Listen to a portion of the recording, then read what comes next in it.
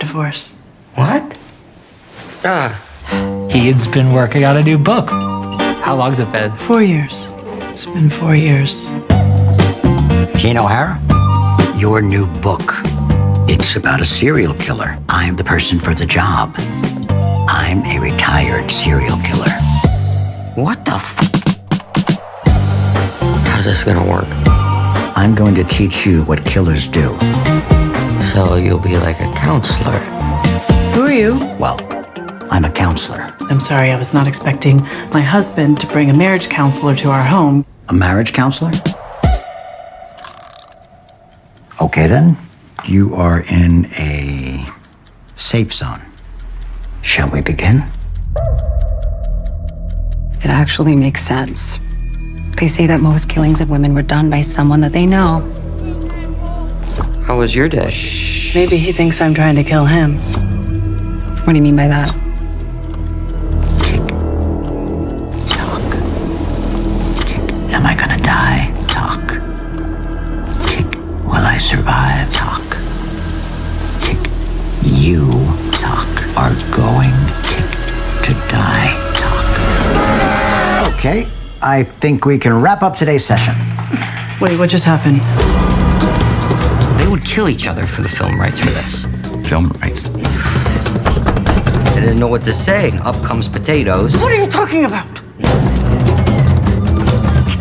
Marriage is a living organism. It can grow or die. This will be the best thing I have ever written. I even thought of a title. What is it? Nice. Yeah. Smooth. Yeah. Hello, everyone. My name is Heather Hurt with the NRW, or Nerds Rule the World, and I'm here with Tolga Karaçelik. I said it right? It's close. Karaçelik. Okay. I'm gonna blame being a Texan for that. I'm gonna just. No, you guys don't have the dots under the C. That's why. That's understandable.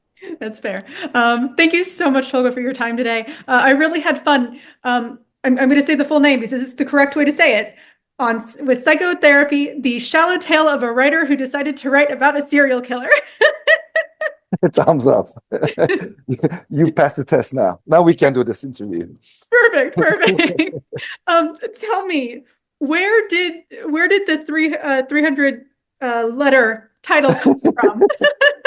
It was with me since the beginning. I wanted to name the movie The Shallow Tale of a Writer Who Decided to Write About a Serial Killer from the beginning. But then we had to make it shorter. And so I don't know how it ended up being longer while we were trying to make it shorter. But like Brainstorm, our distributors, proposed adding the psychotherapy part. And we added up Psychotherapy, The Shallow Tale of a Writer Who Decided to Write About a Serial Killer. So it ended up being longer while we were trying to make it shorter. Well, it perfectly sums up everything about this film for sure. So I want to just talk about it. So this is, of course, not chasing the point. It is about a writer who is writing about a serial killer and learning about him. Why add in that element of marriage therapy? Yeah, it is like it was the beginning.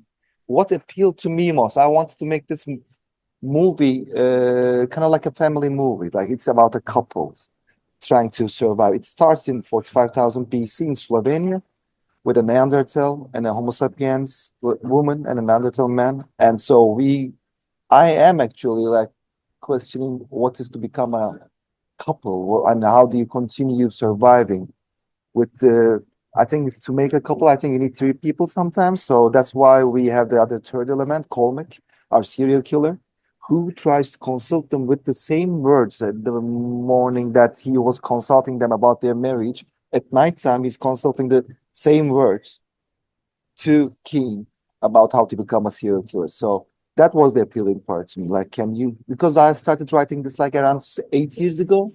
And at first it was just a story about a serial killer who's just following this writer, trying to make him write about himself because he's so successful. Now he's retired and no one will be talking about him. So he was trying to convince this writer. Then I think I got married in the 7 years. So the marriage also blended into the topic. And then I realized it is more about the fate, about how to continue being a couple, how to continue this marriage. If you continue believing in it, like it said in the Don Quixote quote in the film, then it becomes reality. I think it's got something to do with the fate of trying to be a couple or continue being a couple. So I will say that I did like, not to give away too many spoilers for the audience, but when he was talking about how when Colmick brings up how a marriage is dead and he really explains that, I'm like, wow, I don't think even a real therapist could have come up with that one. That's great.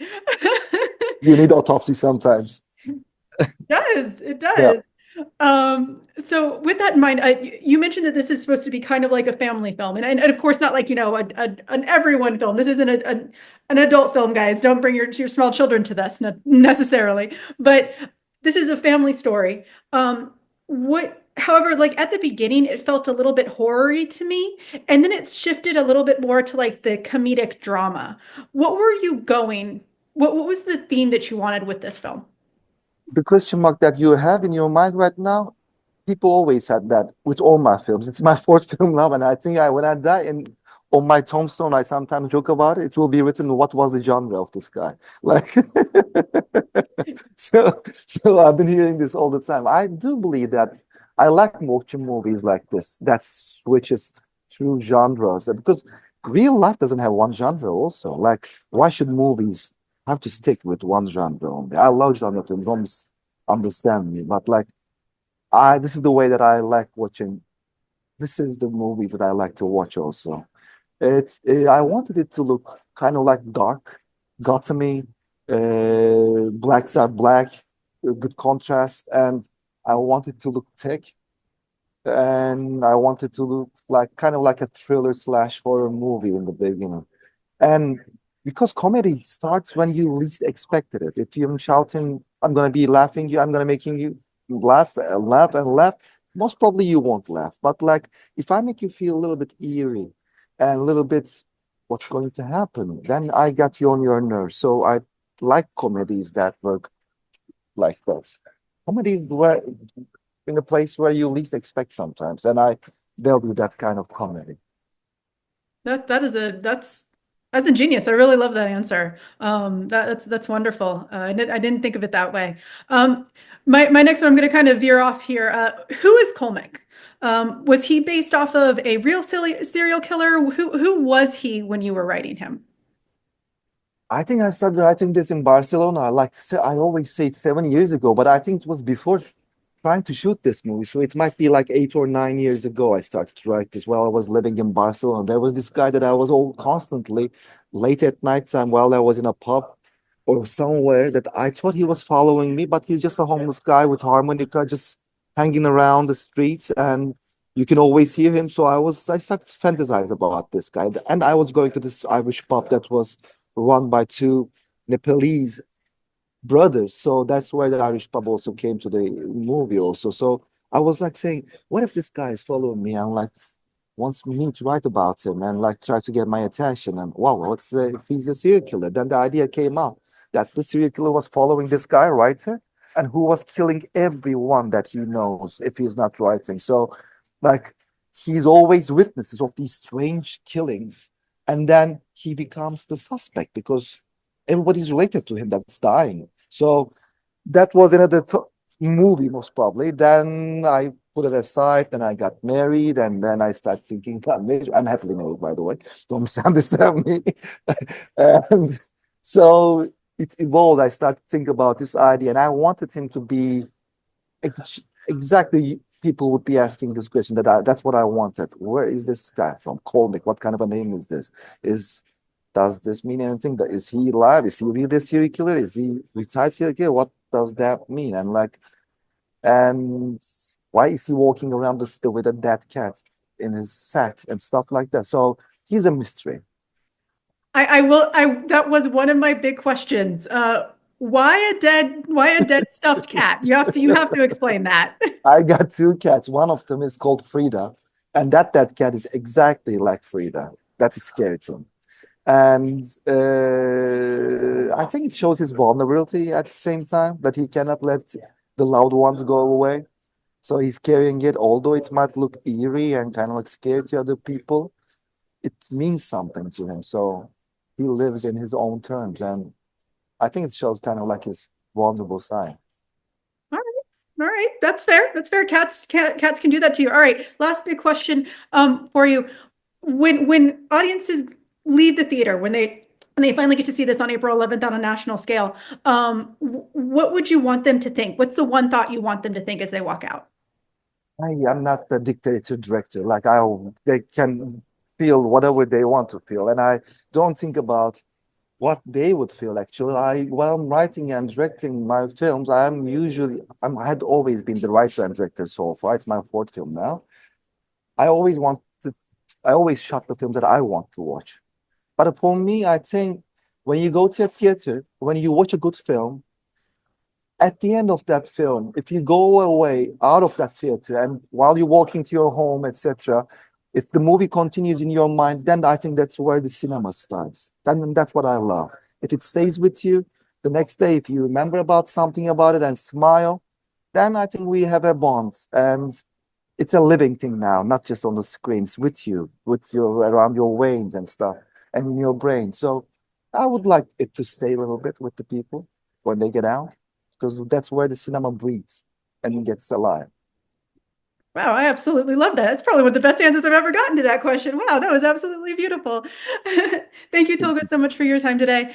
Psychotherapy, the shallow tale of a writer who decided to write about a serial killer, arrives in New York theaters on April 4th and has a theatrical expansion and on demand on April 11th. Thank you so much for your time. Thank you, Heather. It was a pleasure. Thank you.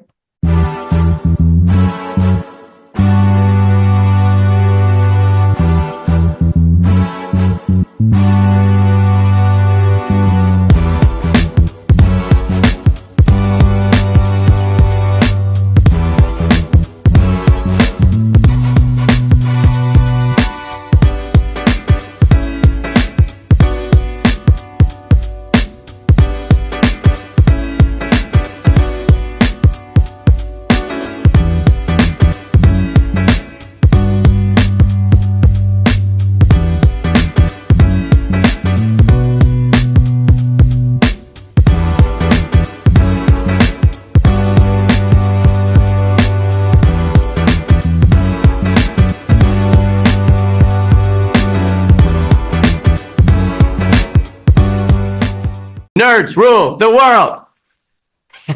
Pleasure chatting with you. Love to all my nerds who rule the world. Yeah. Nerds rule the world. Yes, we do. Thanks. Nerds rule the world. Thank you. I love the nerds ruling the world, so more power to you. Patrick, what up, man? And yes, they do. Nerds rule the world, kid. Yes, you know sir. Thank you. Awesome. Kuya P, nerds rule the world. Hello. Yes, they do. Yes. Oh, nerds rule the world. I got. It's in the title of your show, like nerds rule the world. Like I want more black weirdos on screen, and I don't feel like we ever get to see that very much. Thank you so much. Nerds do rule the world. Yes. Thank you. Thank you, nerds rule. Love it. Hello, Sarah. Hello, Julian. Yes, nerds rule. Yes, rock on. I love it. Thank you so much. It's good to see you. I love Nerds Rule the World. But yeah, there's a heavy nerd component, man. Yeah. And at the end of the day, if you ask me, nerds rule the world. So absolutely. And you're right. Nerds do rule the world. We're just the best. Yes. Thank you, ladies. Nerds so much. Thank you. Yes. Thank you, guys. Bye. It's your boy Kuya P. Nerds rule the world. Thank you so much, guys. I appreciate you. do. They rule the world all right. Yes. Take care, Tony. Thank you, guys.